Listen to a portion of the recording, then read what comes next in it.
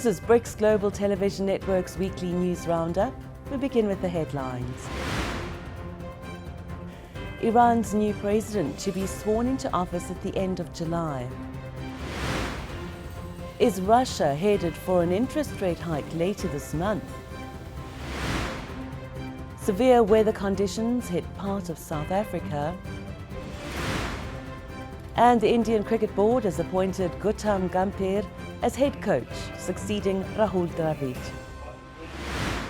Hello, I'm Juliet Newell.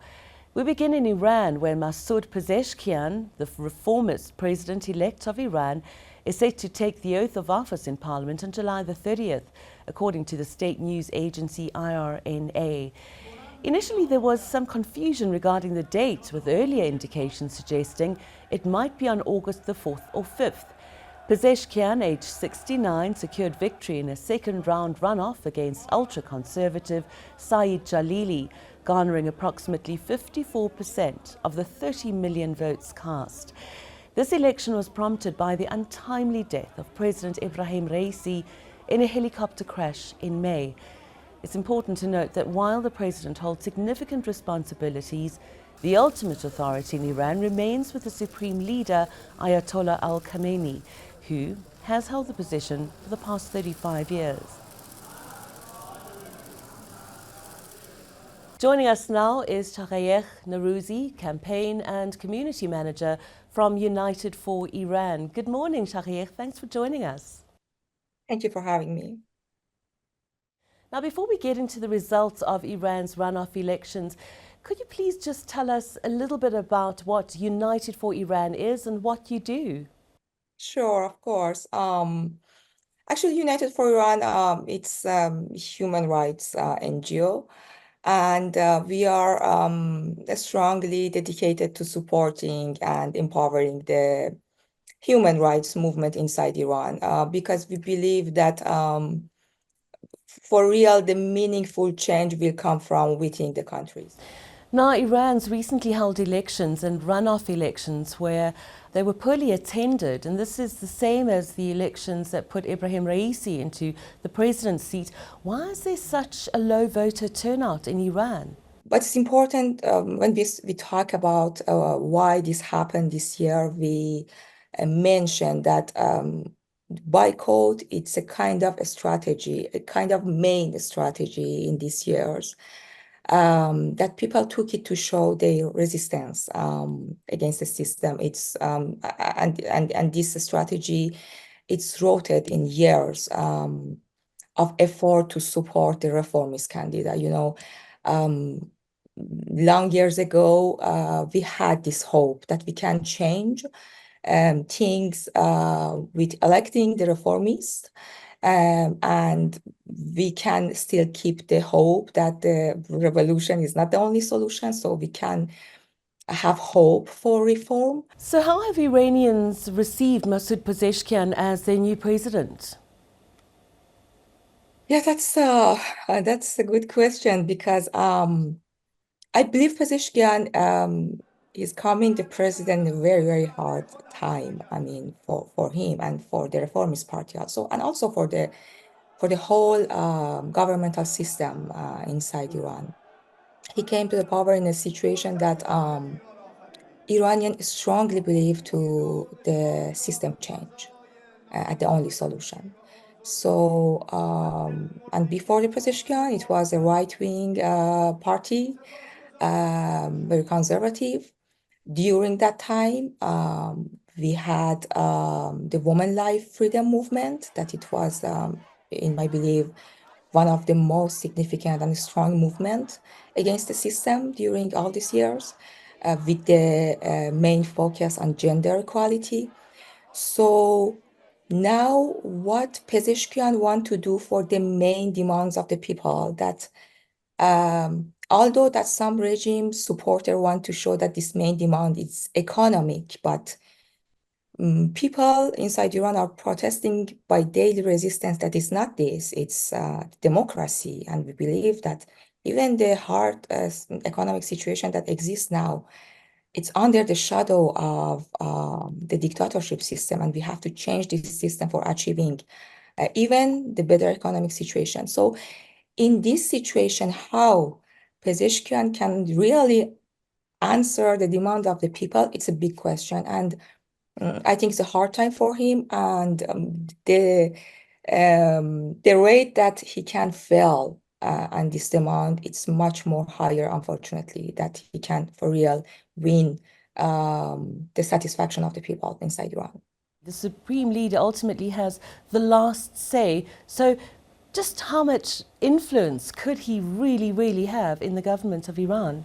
I believe that the president and the cabinet have some power to at least change some basic steps for making more comfortable for the movement to go forward. This is something that I believe that the reformists failed to do it. They didn't want even take this amount of risk. That, okay, let's stay on our promise that we gave to the people and just change the basic that we can, and it's in our hands to do it.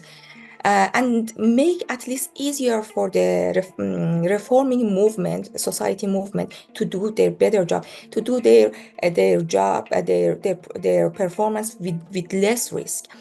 And they never did it. Even Khatami, that I vote to him, he earned the most number votation inside Iran from the young generation. More than 70% of the society collaborate on that votation. Even him, he for real didn't do his responsibility in the way that people expect. Thank you so much, Shahriar Nowrouzi, Campaign and Community Manager for United for Iran. Thank you very much. India's foreign ministry says that Russia is committed to allowing dozens of misled Indian nationals recruited into its army under false pretenses and now fighting in Ukraine to return home. Prime Minister Narendra Modi raised the issue during a summit in Moscow, pressing for the early discharge of these individuals, which Russia has agreed to expedite. While the exact number of Indians involved in Moscow's offensive remains unclear, roughly between 35 to 50, 10 have already been repatriated to India. The Foreign Ministry says there are ongoing efforts between India and Russia to swiftly facilitate the return of these nationals. Now, reports reveal that individuals including Indians, Sri Lankans and Nepalese were initially assured non-combat roles, but were trained in weaponry and sent to Ukraine. Sri Lanka similarly asked Moscow to permit its citizens engaged in the conflict to return home voluntarily. Syria's national airlines resumed regular flights to Saudi Arabia after a 12-year hiatus, the first flight landing in Riyadh on Wednesday. Syrian Airlines confirmed the move, which signals ongoing diplomatic normalization between the two countries since they restored relations last year. Syrian ambassador to Saudi Arabia, Ayman Susan, reported that a plane carrying 170 passengers arrived in Riyadh, marking the start of regular flights. Initially, one round flight trip per week between Riyadh and Damascus is scheduled. Following years of suspension due to Syria's civil war, Syria says there could be further expansions to include Jeddah and Dammam, depending on passenger demand. Flights between the nations were halted in 2012 when Riyadh cut ties with Damascus over President Bashar Assad's actions against anti-government protests. Earlier in May, temporary flights for Hajj pilgrims indicated a tentative step towards normalization, with Saudi Arabia appointing a new ambassador to Damascus in 2023. In Brazil, police investigations revealed that Brazil's former far-right president, Jair Bolsonaro, benefited from an illegal scheme involving the sale of $1.2 million worth of jewelry and luxury items gifted to his government. Last week, Brazil's federal police recommended charging Bolsonaro with money laundering and other offences related to undeclared jewelry received between 2019 and 2022. Bolsonaro, alleging judicial persecution under his leftist successor Luiz Inácio da Silva administration, denies any wrongdoing. According to the police report released earlier this week, government officials diverted valuable gifts from foreign governments to Bolsonaro, aiming to sell them abroad for illicit enrichment. The report submitted to the Supreme Federal Court details how proceeds from these sales were delivered to Bolsonaro outside the formal banking system. Judge Alexandre de Moraes granted prosecutors 15 days to decide on formal charges against Bolsonaro. Well, the case revolves around undeclared diamond jewelry, part of which was reportedly seized in October 2021 from Bolsonaro's ministry entourage returning from the Middle East. The report, nearly 500 pages long, details the items, which include Rolex watches and pieces from Chopard. Following media exposure, Bolsonaro's team reportedly recovered and returned some items. Bolsonaro's lawyer, Paulo Cunha, asserted that heads of state have no influence over official gifts handling. Additionally, Bolsonaro faces separate trials for allegedly falsifying COVID-19 vaccine records and involvement in a coup attempt in January 2023. Rights abuses against civilians in Ethiopian conflict zones have significantly increased, as reports by the national rights watchdog in Addis Ababa emerge. Despite the formal end of the two-year war in Tigray in November 2022, Ethiopia continues to face multiple conflicts, notably in the Amhara and Oromia regions. In its annual report, the Ethiopia Human Rights Commission, the EHRC, said that human rights violations in armed conflict settings have become more widespread. The Commission has expressed deep concern over extrajudicial killings and the alarming rise in civilian kidnappings, particularly affecting vulnerable groups such as women and children and the elderly, as well as individuals with disabilities. The EHRC has acknowledged the federal government's recent adoption of a transitional justice policy aimed at addressing past grievances and fostering reconciliation. Outgoing Chief Daniel Bekele described Ethiopia as being amidst a severe human rights crisis, emphasizing the importance of international standards in addressing these issues. And icy winter temperatures are biting parts of South Africa, with heavy rainfall battering some areas. In Gauteng, temperatures dropped below 0 degrees Celsius earlier this week, reaching highs of just in the early teens. And in the Western Cape, heavy rainfall and gale force winds have caused severe damage to homes and infrastructure, with informal settlements particularly hard hit. BGTN South Africa correspondent Inga Mzileni has more. The icy cold weather has affected much of the country since Monday, with temperatures dropping as low as -3 degrees Celsius in Johannesburg on both Monday and Tuesday mornings. Although conditions have eased on Wednesday during the day, Cape Town experienced gale force winds, snow and heavy flooding in some parts, leading to shelters collapsing in informal settlements, fallen trees, power outages and road closures. Reports indicate that around 7,000 structures in informal settlements across Cape Town have been affected, with over 70 neighborhoods experiencing flooding. Education in the province has also been disrupted.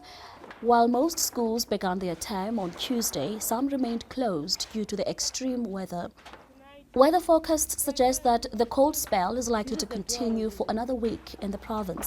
Despite these challenges, Cape Town is recognized as one of the world's leading cities in disaster management. The Metro Human Settlements Directorate has distributed more than 6,500 relief kits to affected residents in informal settlements. The city has also begun relocating residents and delivering materials to absorb floodwaters in the affected areas. Cape Town officials have carried out inspections to assess the damage and to see how the city can help vulnerable residents in informal settlements. Additionally, Facebook has been an invaluable tool for communication, allowing residents in affected areas to track their loved ones and to enable the city officials to monitor and coordinate relief efforts effectively. The Western Cape government has also called for a state of disaster declaration due to the severe weather. Inga Mzileni, BGTN in Johannesburg, South Africa. Coming up, BRICS Plus Business News.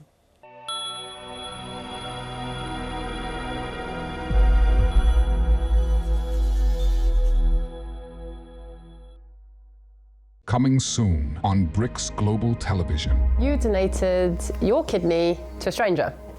So can you talk us through how that came about? The story actually starts with a Facebook post, interestingly. Samantha put out a message to her father that they were looking for a kidney for her father. And unfortunately, none of their family members were a viable match for him. And they were turning outwards to try to find someone to come forward to say goodbye. And when I saw the message, just something resonated and like a little light bulb. And I thought to myself, maybe that's something that I could do.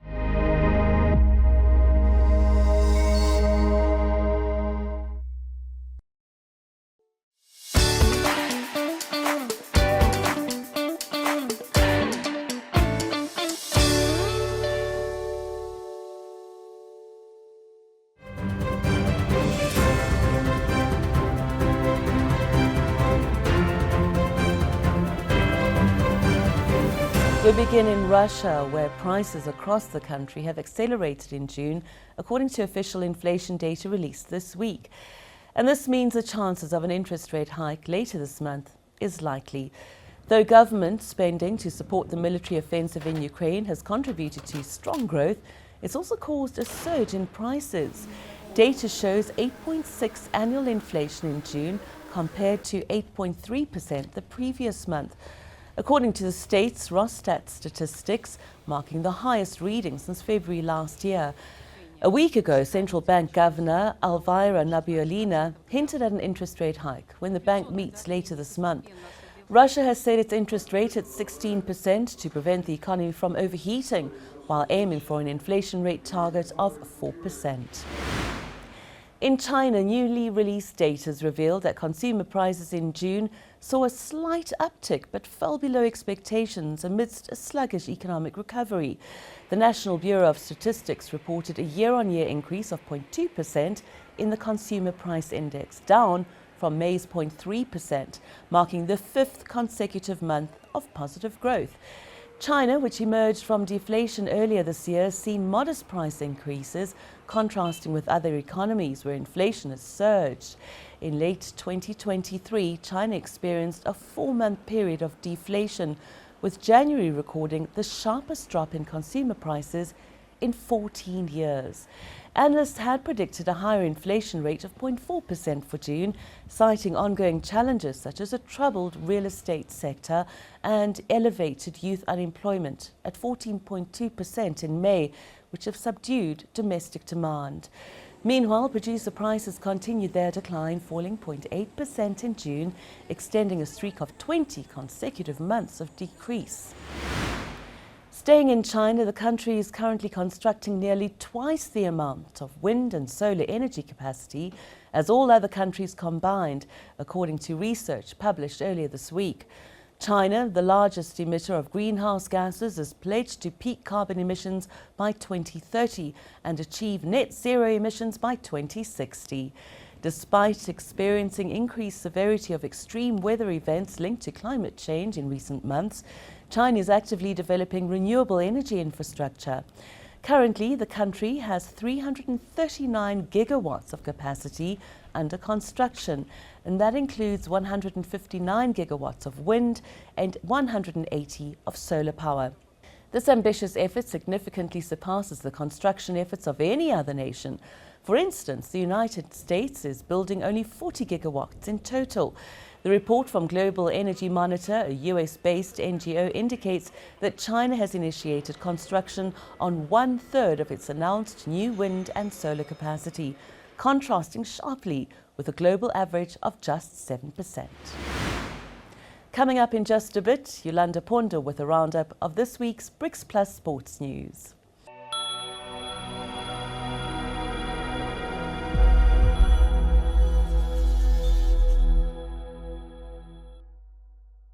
Well, here we have it. Time to turn things around.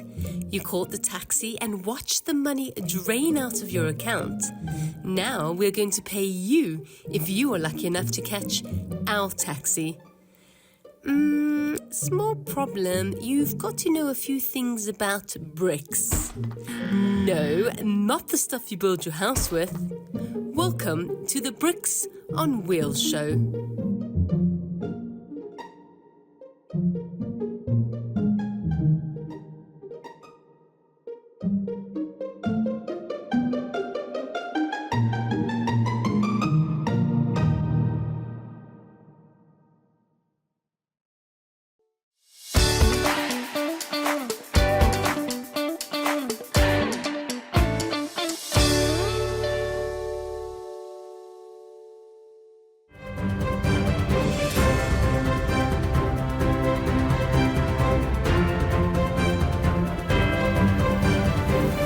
Hello, I'm Yolanda Pondo. Let's take a look at this week's BRICS Plus sports news. In India, the country's cricket board has appointed Gautam Gambhir as head coach, succeeding Rahul Dravid. His mandate is to build upon India's recent World Cup victory. Gambhir has expressed deep pride in accepting the role, emphasizing his long-standing commitment to representing India both as a player and now in his new capacity. The 42-year-old takes over from the esteemed Rahul Dravid, who concluded his tenure with the T20 World Cup triumph in Barbados last month. Jay Shah, Secretary of the Board of Control for Cricket in India, praised Gambhir as a formidable competitor and strategic thinker, highlighting his unanimous selection for the coaching position. Gambhir is known for his over 10,000 international runs across a 13-year career, including a rare feat of centuries in 5 consecutive test matches. He's expected to bring his tenacity and leadership to nurturing India's cricketing talent. Shah also said that Gambhir has a deep understanding of modern cricket dynamics, affirming confidence in his ability to elevate the team's performance. With the Paris 2024 Olympic Games just a couple of weeks away, only 16 Russians and 17 Belarusians have accepted invitations to compete under a neutral banner. The athletes will compete across 10 disciplines, from cycling to swimming and tennis, according to the latest count. An IOC spokesperson says that the list is subject to change, pending potential withdrawals by competitors. The Russian contingent has seen 19 refusals, including some athletes who initially accepted but later changed their decision, while Belarus has recorded 7 declines. Notably, prominent figures like tennis players Arina Sabalenka and Victoria Azarenka have declined, along with Russian judokers and wrestlers, citing objections to the selection process. Despite World Athletics banning track and field athletes from both countries, the IOC has allowed individual athletes to compete under strict conditions, ensuring they have no ties to military activities or support for the Ukraine conflict. The IOC had originally projected 36 Russians and 22 Belarusians would participate, a significant reduction from the Tokyo Olympics in 2020. And the Olympic rings have installed on Place de la Bastille in the heart of Paris 2 weeks before the opening ceremony on the 2024 Paris Olympic Games. The Olympic rings, designed by Pierre de Coubertin, serve as the universal emblem of Olympism, resonating with billions worldwide. Consisting of 5 interlaced rings in blue, yellow, black, green and red, they symbolize the unity of the 5 continents and the gathering of athletes at the Olympic Games. De Coubertin envisioned these rings as a representation of global solidarity in Olympism, reflecting the colors of all nations. Pierre de Coubertin, born in 1863, was a French educator and historian who revitalized the modern Olympic Games, founding the International Olympic Committee in 1894 and organizing the first Games in Athens in 1896. He championed sports to foster global harmony and peace, inspired by the ancient Greek Olympics. Join us again next week for another roundup of BRICS Plus sports news.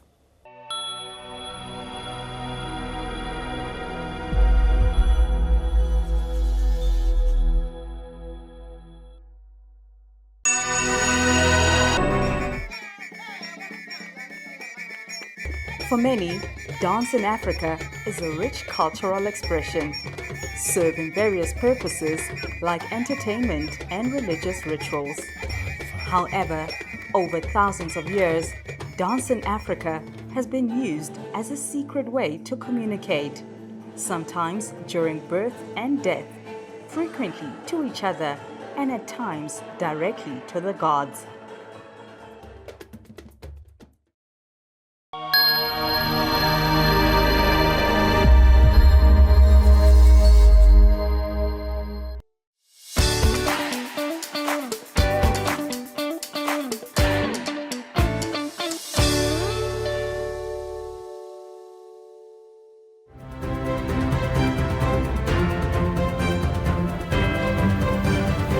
And finally, you might be familiar with the proverb, necessity is the mother of invention, which stems from Plato's words, our need will be the real creator.